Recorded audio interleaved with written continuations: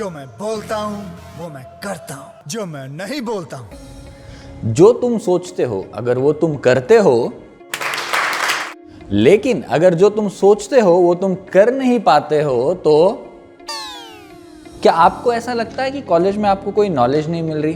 क्या आपको ऐसा लगता है कि कॉलेज जाना टाइम वेस्ट है? क्या आप स्मोकिंग क्विट करना चाहते हो लेकिन क्विट नहीं कर पा रहे हो? तो आज की ये वीडियो आपके बहुत काम की है।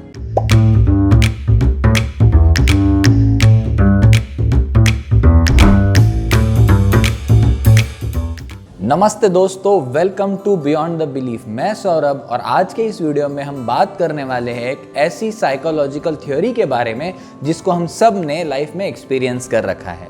क्या होता है जब हमारा आचरण और हमारे विचार मेल खाते हैं, एक दूसरे से मेल खाते हैं, तब हम कह सकते हैं कि एक कॉग्निटिव कंसिस्टेंसी है।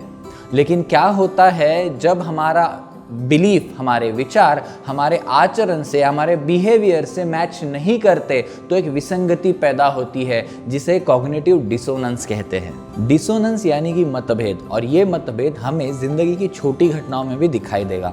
जैसे मान लीजिए कि आपको कचरा कूड़ेदान में डालना ही अच्छा लगता है, आपको ये अच्छा नहीं लगता कि आप कचरा रास्ते पर डालो या यहाँ वहाँ पर डालो, आपके हिसाब से गलत बात है। लेकिन किसी कारणवश अगर आपको कभी कचरा यहाँ वहाँ या रास्ते पर डालना पड़ जाए तो आपको बिल्कुल भी अच्छा नहीं लगेगा। यही कॉग्निटिव डिसोनेंस बड़े लेवल पे भी महसूस किया जा सकता है। जैसे मान लीजिए कि आप किसी ऑथोरिटेटिव पोजीशन पे हो जहाँ पर आप बहुत बड़े डिसीजंस लेते हो और आप ये मानते हो कि घूस लेना गलत बात है, घूस लेना आपके सिद्धांतों के खिलाफ है। ऐसी सिचुएशन में अगर कभी आपको घूस लेनी पड़ जाए किसी बड़े डिसीजन को लेते वक्त, तो आप ये कर दोगे, लेकिन आपको चैन से नींद नहीं आएगी। समाज में रहने के लिए इंसान अपने विचारों को और व्यवहारों को हमेशा एडजस्ट करता रहता है, अपग्रेड करता रहता है, और इसी एडजस्टमेंट के चक्कर में हमारे खुद के कॉग्निशंस में 3 प्रकार के रिलेशन तैयार होते हैं। तो आइए देखते हैं ये क्या है। पहला रिलेशन यानी कि कॉन्सोनेंट रिलेशनशिप। कॉन्सोनेंट मतलब अनुरूप, जहाँ पर आपका थॉट और आपका बिहेवियर यानी कि आपका विचार और आपका व्यवहार एक दूसरे से मेल खाते हैं। एग्जाम्पल के तौर पे अगर आप ये चाहते हैं कि मैं ड्रिंक करके रात को देर से घर पर ना जाऊं, तो उस दिन आपने डिनर के बाद ड्रिंक नहीं किया और आप घर लौट गए, यहाँ पर कोई भी विसंगति नहीं है। दूसरा है इररिलेवेंट यानी कि असंबद्ध रिलेशनशिप, जिसमें आपके थॉट्स का, आपके एक्टिविटी से या आपके व्यवहार का एक दूसरे से कोई रिलेशन नहीं है। जैसे मान लीजिए कि आप ये मानते हैं कि पढ़ाई लिखाई करने से इंसान तरक्की कर सकता है, ये आपका बिलीफ है, और आप खेल कूद में भी ज़्यादा ध्यान देते हो, ज़्यादा समय बिताते हो। ये दोनों विचार और व्यवहार आपके मन में को एग्जिस्ट कर सकते हैं बिना किसी साइकोलॉजिकल डिस्कम्फर्ट को क्रिएट किए। तीसरा और सबसे इंपॉर्टेंट है डिसोनेंट यानी कि विसंगति रिलेशनशिप। डिसोनेंट मतलब विसंगति, जहां पर आपका एक बिलीफ या आपका एक व्यवहार, बिहेवियर एक दूसरे से मैच नहीं करता। जैसे कि आप स्मोकिंग क्विट करना चाहते हो लेकिन आप स्मोकिंग क्विट नहीं कर पा रहे हो। ऐसी सिचुएशन में कॉग्निटिव डिसोनेंस पैदा होता है। तो आइए अब ये जानते हैं कि ये कॉग्निटिव डिसोनेंस थ्योरी आई कहाँ से। करीब 60 साल पहले अमेरिकन सोशल साइकोलॉजिस्ट लियोन फेस्टिंजर ने इस थ्योरी को काफ़ी रिसर्च और एक्सपेरिमेंट के बाद प्रेजेंट किया। कॉग्निटिव डिसोनेंस थ्योरी के हिसाब से हम सब लोग हमारे बिहेवियर को या हमारे आचरण को और हमारे विचारों को या हमारे बिलीफ्स को सुसंगति में रखना चाहते हैं, एक तरीके का रखना चाहते हैं जिससे हमें काफ़ी साइकोलॉजिकल कंफर्ट मिलता है। लेकिन कभी अगर ऐसा होता है कि हमारे विचार या हमारे बिलीफ्स एक दूसरे से मैच नहीं कर रहे या हमारा व्यवहार या बिहेवियर एक दूसरे से मैच नहीं कर रहा है, तब एक साइकोलॉजिकल डिस्कम्फर्ट क्रिएट होता है, जिसकी वजह से अनवांटेड स्ट्रेस भी क्रिएट होता है। जरा इस एग्जाम्पल को देखिए कि अगर आपका ये मानना है कि कॉलेज जाने से मुझे अच्छी नॉलेज मिलती है और कॉलेज जाना मेरे फ्यूचर के लिए अच्छी बात है, अगर आपका ये मानना है तो आप कॉलेज जाओगे भी और आपको अच्छा भी महसूस होगा। लेकिन ऑन द कॉन्ट्री, अगर आपका ये मानना है कि कॉलेज जाने से बेहतर है कि मैं इंटरनेट पे ऑनलाइन क्लासेस लेकर पढूं, वो मुझे ज़्यादा नॉलेज देता है और कॉलेज जाना मेरे लिए कोई वैल्यू क्रिएट नहीं करता, अगर ऐसे सिचुएशन में क्योंकि आपको कॉलेज जाना पड़ता है तो आपको साइकोलॉजिकल डिस्कम्फर्ट क्रिएट होगा और उसका रिजल्ट बहुत अच्छा नहीं होगा। तो ये कॉग्निटिव डिसोनेंस थियरी जो है ये बेस्ड है हमारे विचारों और हमारे व्यवहारों के कंसिस्टेंसी और इनकंसिस्टेंसी पे, और हम चाहते हैं कि हम कंसिस्टेंसी को प्रोटेक्ट करें। इसी बात को समझाने के लिए लियोन फेस्टिंजर कहते हैं कि a man with a conviction is a hard man to change. Tell him you disagree and he turns away. Show him facts and figures and he questions your sources.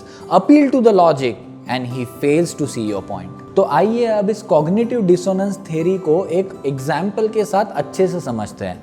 अगर कोई इंसान रेगुलरली स्मोक करता है, ये पता होने के बावजूद कि स्मोकिंग से कैंसर हो सकता है या smoking is injurious to health, लेकिन वो हैप्पीली स्मोक करते हैं, तो उसके पीछे कुछ थॉट पॉसिबिलिटीज हो सकती है। जैसे कि पहली पॉसिबिलिटीज कि वो स्मोकिंग बेहद पसंद करते हैं और उन्हें लगता है कि इससे उनको कोई धोखा नहीं है।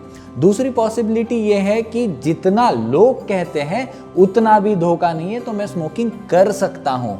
तीसरी पॉसिबिलिटी है कि उनको लगता है कि यार एक लिमिट में स्मोक करूंगा ना तो मुझे कोई भी रिस्क नहीं है। और चौथी पॉसिबिलिटी ये भी है कि अगर मैंने स्मोकिंग क्विट कर दी तो मुझे वेट गेन या बाकी जो साइड इफेक्ट्स है वो हो सकते हैं, जो तो वैसे भी मेरे हेल्थ के लिए हानिकारक है। ऐसे बंदों के दिमाग में कोई भी साइकोलॉजिकल डिस्कम्फर्ट पैदा नहीं होता, even for the activity like smoking, क्योंकि उनके विचार और उनका व्यवहार मेल खाता है। इसमें कोई विसंगति नहीं है। लेकिन यही ज़रा सोचिए, अगर कोई इंसान स्मोक कर रहा है और उनके दिमाग में ये थॉट्स है, पहला, smoking is injurious to health, smoking causes cancer, smoking से तो मेरे पैसे भी खर्च होते हैं, मैं स्मोकिंग छोड़ना चाहता हूँ लेकिन छोड़ नहीं पा रहा हूँ। ऐसे इंसान के दिमाग में साइकोलॉजिकल डिस्कम्फर्ट यानी कि कॉग्निटिव डिसोनेंस 100% पैदा होगा, क्योंकि उनके विचार और उनकी एक्टिविटी मैच नहीं कर रही है, उसमें विसंगति है। और जब लोग ऐसे बिहेव करते हैं जिनके विचार और जिनकी एक्टिविटी मैच ना करे, जिनका बिहेवियर मैच ना करे, तो लोग क्या कहते हैं, हिपोक्रेसी की भी कोई सीमा होती है। तो आइए अब ये जानते हैं कि ये कॉग्निटिव डिसोनेंस क्रिएट कैसे होता है। कॉग्निटिव डिसोनेंस क्रिएट होने के मुख्य 3 रीज़न है। सबसे पहला रीज़न, फोर्स्ड कंप्लायंस बिहेवियर। मतलब क्या कि आपसे पब्लिकली कोई ऐसी चीज़ किसी ने करवा दी जो चीज़ आप पसंद नहीं करते हो, शायद वो चीज़ आप प्राइवेट में भी नहीं करते हो और आपको वो चीज़ बहुत बोरिंग लगती है। ज़रा सोचिए कि आपको डांस करना बिल्कुल अच्छा नहीं लगता, आपने कभी किया भी नहीं और आपको नहीं चाहिए कि कोई मुझसे डांस करवाए। ऐसी सिचुएशन में किसी पार्टी में अगर 2-4 लोगों ने आपका हाथ पकड़कर आपसे डांस करवा दिया तो आप शायद कर लेंगे, लेकिन आपको वो डिस्कम्फर्ट हमेशा फील होगा। तो ये होता है फोर्स्ड कंप्लायंस बिहेवियर। दूसरा इंपॉर्टेंट रीजन है डिसीजन मेकिंग। यार डिसीजन मेकिंग तो वैसे भी बहुत टफ काम है ना। अगर मान लीजिए आपके पास 2 जॉब के ऑफर्स है, पहला जॉब जो आपकी इंडस्ट्री में आपको मिल रहा है, आपके डोमेन में आपको मिल रहा है, आपके स्किल सेट से मैच कर रहा है और पैसा भी ज़्यादा दे रहा है, और दूसरा जॉब जो आपकी इंडस्ट्री में ये स्किल सेट से मैच कर रहा है, पैसा थोड़ा सा कम दे रहा है लेकिन आपके घर से पास में है, जिसकी वजह से आप फैमिली के क्लोज रह पाओगे। इस सिचुएशन में आपको बहुत टाइम तक ये लगेगा कि मैं कौन सा जॉब चूज करूं, क्योंकि दोनों के अपने बेनिफिट्स हैं, दोनों के अपने डिसएडवांटेज भी है। ऐसी सिचुएशंस में भी एक डिसोनेंस क्रिएट होता है, क्योंकि आप तय नहीं कर पाते हो कि which one is good for me. तीसरा रीजन और बहुत इंपॉर्टेंट रीजन है एफर्ट। हम इंसान फंडामेंटली ये सोचते हैं कि जिस गोल को अचीव करने में ज़्यादा एफर्ट लगता है वो गोल बड़ा होता है। हम सालों साल लगा देते हैं, बहुत एफर्ट लेते हैं ऐसी सिचुएशंस में उस गोल को हासिल करने के लिए, और जब वो गोल हासिल हो जाता है तब हमें लगता है कि यार ये तो वर्थ ही नहीं था, मैं जितना बड़ा इसको सोच रहा था वो शायद नहीं था या इस टाइम पे नहीं है। लेकिन क्योंकि आपने सालों साल का एफर्ट ले लिया है या बहुत एफर्ट ले लिया है उस गोल को अचीव करने के लिए, अब ये जानते हुए भी कि ये गोल इतना वर्थ नहीं है, आप अपने आप को और अपने लोगों के सामने, दोस्तों के सामने इसको जस्टिफाई करने लगते हो, एक एफर्ट जस्टिफिकेशन करने लगते हो कि यार ये सही था, मैंने जो किया वो सही था। ऐसे केसेस में भी एक डिसोनेंस क्रिएट होता है। हम सब लोग लाइफ में कभी ना कभी कहीं ना कहीं कॉग्निटिव डिसोनेंस को एक्सपीरियंस करते हैं, लेकिन इसको पहचानना इतना आसान नहीं है क्योंकि ये बहुत सब्जेक्टिव लेवल पे होता है। तो आइए देखते हैं ऐसी कुछ साइंस क्या है जिसकी वजह से हम समझ पाए कि हम कॉग्निटिव डिसोनेंस को एक्सपीरियंस कर रहे हैं। सबसे पहला, अगर कोई भी एक्टिविटी करने से पहले या कोई भी डिसीजन को लेने से पहले अगर हम ज़्यादा सोच रहे हैं, अगर हम ओवर थिंक कर रहे हैं, तो हम कॉग्निटिव डिसोनेंस को फील कर रहे हैं। अगर हम अपना कोई पुराना किया हुआ काम अपने दोस्तों से, अपनी फैमिली से छुपाने की कोशिश कर रहे हैं, तो भी हम कॉग्निटिव डिसोनेंस को फील कर रहे हैं। अगर हमारे पुराने किसी निर्णय के ऊपर हम गिल्टी फील कर रहे हैं या हमें पछतावा हो रहा है, इसका मतलब कि हमें साइकोलॉजिकल डिस्कम्फर्ट है।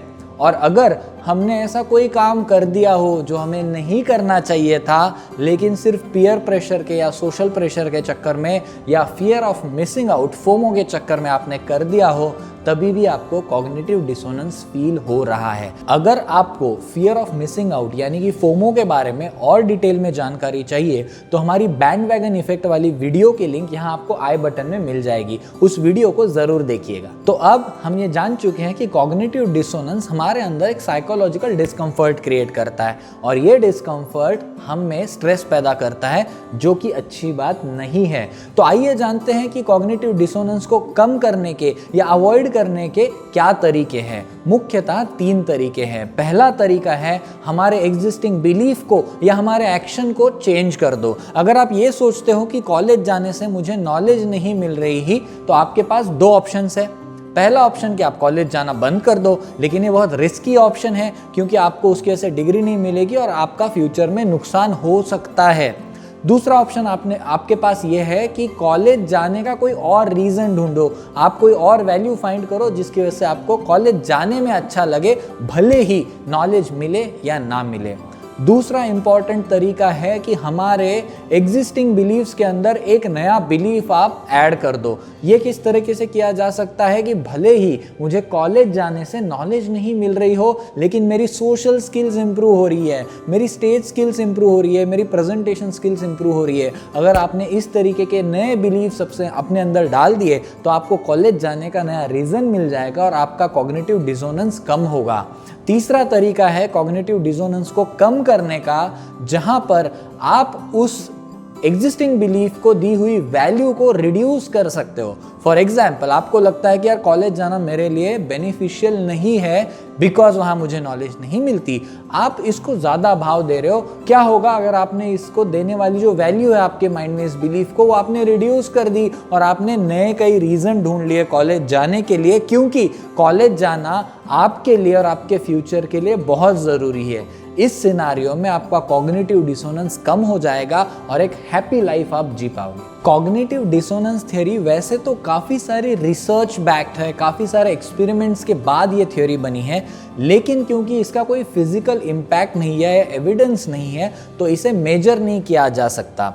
ये थ्योरी अनुभव की जा सकती है, ऐसे इसका क्रिटिकल इवैल्यूएशन किया जा सकता है क्योंकि ये काफ़ी सब्जेक्टिव इन नेचर है। कॉग्निटिव डिसोनेंस को कम करके हम अपनी लाइफ में बहुत ही पॉजिटिव और अच्छे बदलाव ला सकते हैं, और इन बदलावों को लाने के लिए हमें बहुत बड़े एफर्ट की हमेशा ज़रूरत नहीं होती। कभी कभी it's all about changing that perspective और adding a new belief in your mindset. तो दोस्तों, मैं आशा करता हूं कि आज की वीडियो आपको बहुत वैल्यूएबल लगी होगी। ज़्यादा से ज़्यादा अपने दोस्तों तक इस वीडियो को पहुंचाइए, शेयर कीजिए और कमेंट्स में हमें ज़रूर बताइए कि आप अगले कुछ वीडियोस किस टॉपिक पर देखना चाहते हो। तब तक के लिए stay happy, keep smiling, keep scrolling. मिलते हैं नेक्स्ट वीडियो में।